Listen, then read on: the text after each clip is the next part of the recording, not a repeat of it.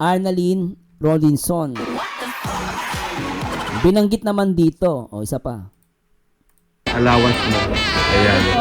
Ayan o. O, di ba? AR. O, Arnaline Rollinson. Eh, may pambili ka ng pasalubong. Tandaan mo Di ba? May pambili na siya ng pasalubong kasi ito yung pangalawang bagyo. So, ibig sabihin, may pera na siya. Pero sa una, hindi niya tinanggi. Sinabi niya rito, wala siyang pambiling pasalubong kasi nga, wala nag-sponsor. Kay TQ ay binibigay ang mga padala ng sponsors, money or package, kaya pinapadelete para walang ebidensya sa lahat ng paninira nila. Iking kapesot uod kay Kalingap Rob. Sabi ni Riba Sampaco, sana makita yung Kapes live mo, mapahiya siyang sinungalingan. Nako, ano mapapala mo kay Kapeso, iyakin, pikunin, nang i-strike. Hello Minda, di na nga yan maalala ni Kalingap Rob kasi matagal na daw. Mabuti nakalkal ng viewers sa mga upload niya. Salamat sa mga solid viewers. Salamat po. Ako po nagpapasalamat ako personally. Salamat ako po. Hindi ko ito malalaman kundi dahil sa inyo. I'm very proud of you.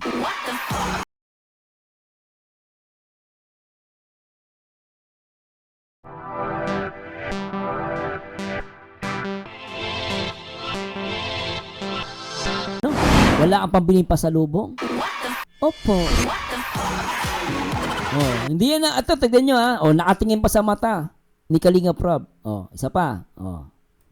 Isa pa. Sorry po ha. Ulitin natin. Okay, may pambili ka ng pasalubong. Ayan ha. May pambili ka ng pasalubong. Tapos, Tandaan mo dati, wala tanda mo dati. Sabi niya, oh. kang pambili ng pasalubong dati. Oh, wala kang pambili ng pasalubong dati. Ang sinasabi ni Rob na wala kang pambili ng pasalubong dati, which is yun yung unang punta nila sa Baguio na tama naman. Na wala talaga siya pambili, na binigyan siya ni Rob. Oh. Tandaan mo yun? Oh, di ba? So, sa tama sinasabi ni Rob. Ngayon, nakabalik ka sa Baguio. Marami ka ng allowance. Oh. So lumalabas, pangalawang punta niya na to. So malinaw ha, itong video na to ay pangalawang video. Ay, pangalawang punta niya sa Baguio. So yung una, wala siyang pambili ng pasalubong. Sabi ni Rob, sinabi ni Rob, sa live niya last time, walang nag-sponsor kay Beyonce. At inamin niya rito, wala siyang pambili. Kaya nga sinabi walang pambili, wala nag-sponsor. Ay sinasabi ni Rob, binigyan niya, nagbigay siya ng pera. Siya ang nagbigay ng pera kay Beyonce. During that time, yung una kasi walang sponsor. Ibig sabihin, tumutugma eh. Tumutugma yung sinasabi ni Rob nung live, tsaka dito. At lumalabas, pangalawang punta. So yung pinag-uusapan ni Rob, tsaka ni Beyonce rito, yung unang punta nila sa Baguio. Hindi pangalawa. So pangalawa to, una yung sinasabi niya. Ulitin natin para ma-realize na, maintindihan ng mga viewers, isa pa. Pambili ka ng pasalubong. Tandaan mo dati, wala kang pambili ng pasalubong dati. Tandaan mo yun? Ngayon, nakabalik ka sa Baguio. Marami ka ng allowance. Pangalawang punta na po kami. Pangalawang punta na daw. Umuo siya eh. Hindi yan pinilit ni Rob ha, siya umuo. Natandaan mo yun, wala kang pambiling pasalubong. Ibig sabihin, wala talaga siyang sponsor. Ito pangalawa, isa pa. Tandaan mo yun? Ngayon, nakabalik ka sa Baguio.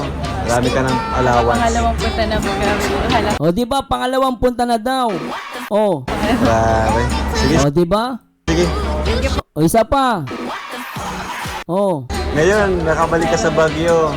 Marami ka ng allowance. Pangalawang punta na po kami. Grabe. Sige, sige. Di ba? Ano? Yung dalawang ungas, ano masasabi dito?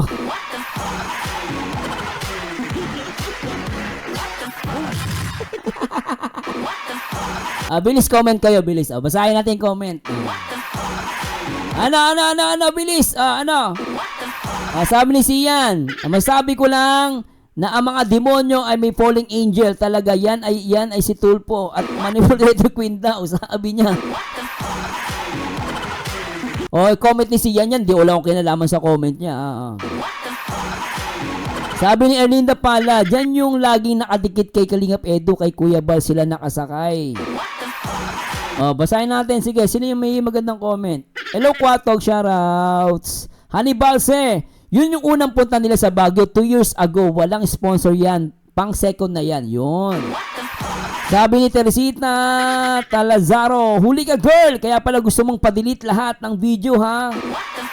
Christina Banatin, inilagay ni Beyonce yung pera sa wallet niya. Siniksik sa bag noong hinahanap ni Beyonce yung wallet na mawawala daw. Nakita sa bag, tinanong ni Purehelp kung nakita o daw 20k daw. So eto po nag-analyze lang po tayo. At yung comment nyo, wala akong kinalaman dyan ha.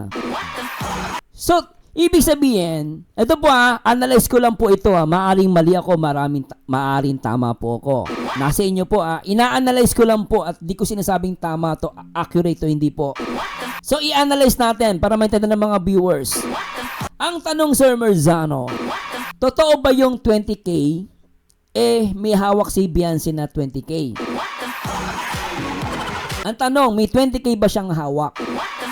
Kung pagbabasihan natin, yung ibinigay ni Rob, lumalabas ito ay 20,000. No, papakita ko lang po yung video Sensya na po guys, medyo nahirapan ako sa setup ko kasi yung ano ko So kung pagbabasihan po natin itong video na to, no? Lumalabas po itong video na to, may nakuha siyang 20,000. Ulitin natin. Thank you po, Mama. Teka, ulitin natin. Ito portion na to, isa pa. Tanda mo yun? Ulitin natin. So, teka lang po Allowance mo. So, itong kanina, hindi ko alam kung magkano itong binigay na pera, no? Ulitin natin. Ni Ma'am Annalyn Rollinson, allowance mo. So, ayan. Isa pa. Gusto ko mapakita po. Pasensya na po Pasensya na po. Allowance mo. Ayan. So, ito nakikita nyo na pera, hindi ko alam kung magkano siya. So, pag pinanood mo tong video na to, hindi mo alam kung magkano yung pera na hawak niya.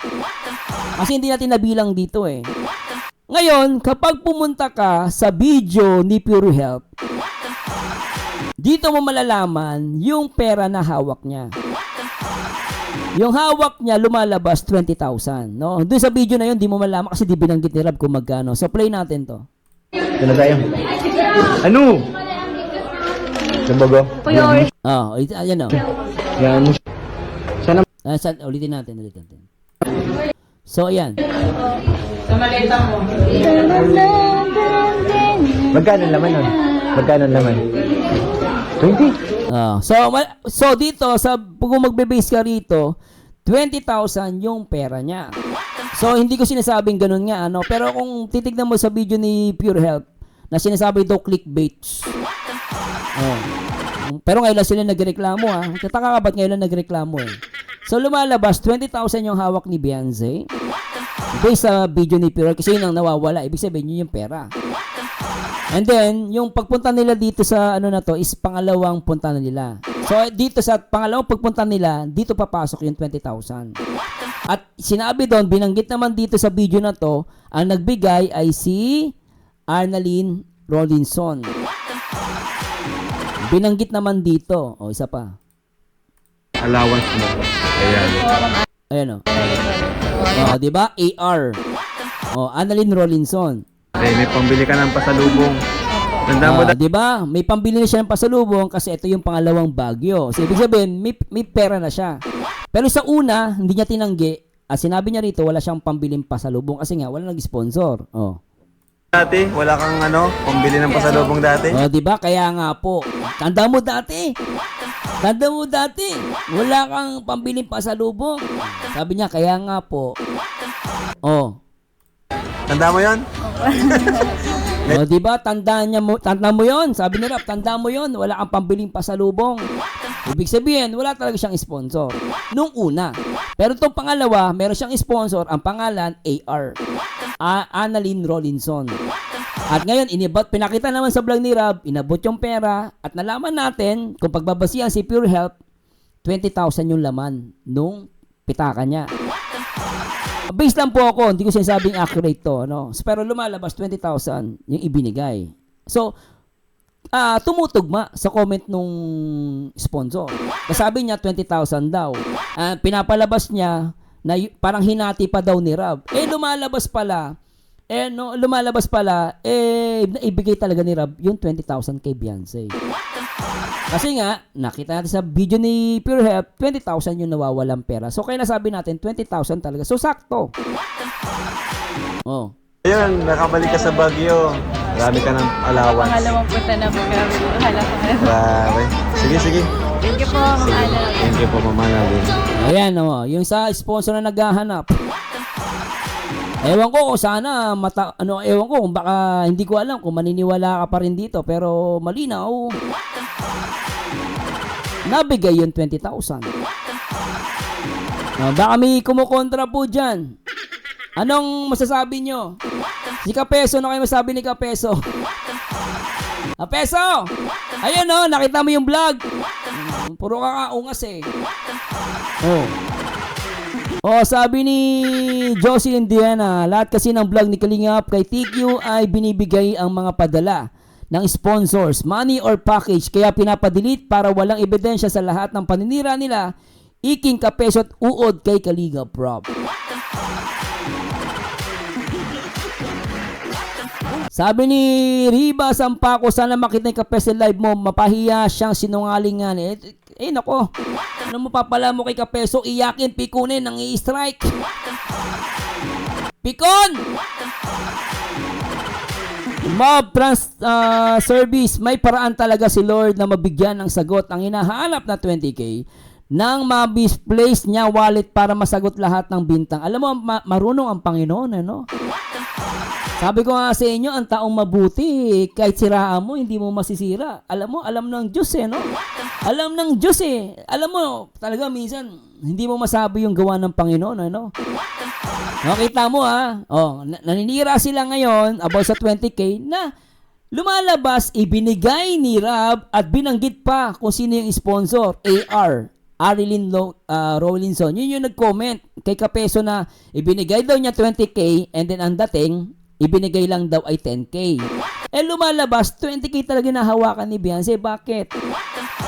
Kasi nawala yung wallet. Kaya magugulat ka, may mga bagay minsan, bakit ganun? Bakit kailangan mawala yung wallet? Yung pala, kaya nangyari mawala yung wallet, magagamit natin sa panahon na to. Matagal tong video na to, pero nakita nyo, nawawala yung wallet, tapos dahil nawala yung wallet, na-vlog ni Pure Health, na pinapalabas ng dalawang ungas, clickbait. Biri mo, clickbait, nawawala na nga yung wallet, i-clickbait mo pa. So, ang galing talaga alam mo yun, para sa akin, lumabas yung katotohanan. Gamit na tong video. Salamat kay Ma'am Elmira Aguilon. Salamat po sa mga supporter ng Kalingap. I'm very proud of you guys. Salamat po at tinutulungan nyo po kami bilang reactor. Kasi, kami po ang nagiging boses ninyo Kami nag-a-analyze, nalalaman nyo po kung paano yung nangyari. So, lumalabas, yung 20K ay naibigay kay Beyonce. Nabigay yun. Yun ay based ako sa video Di ba? Salamat po sa inyo guys. Hello Minda, di na nga yan maalala ni Kalingap Rob kasi matagal na daw. Mabuti nakalkal ng viewers sa mga upload niya. Salamat sa mga solid viewers. Salamat po. Ako po nagpapasalamat ako personally. Salamat. Ako po hindi ko ito malalaman kundi dahil sa inyo. I'm very proud of you. Di ba? Rebecca, hindi nawala. Nakita yan kasi bag Beyonce na sasakyan. Niya tandaan siguro kung saan may lagay pero nakita, hinahanap na pera. So nakita yun, I mean, nawawala lang siya nung time na yun pero nakita naman. Si Red, sabi niya, si Redzin po, mayroon din pong vlog doon po makikita ang buong kwento. Ganun ba? Anyway, tuloy na natin to. At sige, para makarami tayo. Pambira itong dalawang to. Alam nyo ng sinungaling kala mo gagaling Shout out Sir Andy, turuan nyo set si Beyonce ng $sign. Nag-apply pa lang po yata, Sir Andy. 24 hours lang yan. Nag-apply pa lang. Ngayong araw. Monetize na Nagsama-sama na ata puro anti-Kalingap dito. Nakakalungkot lang. Kaya pag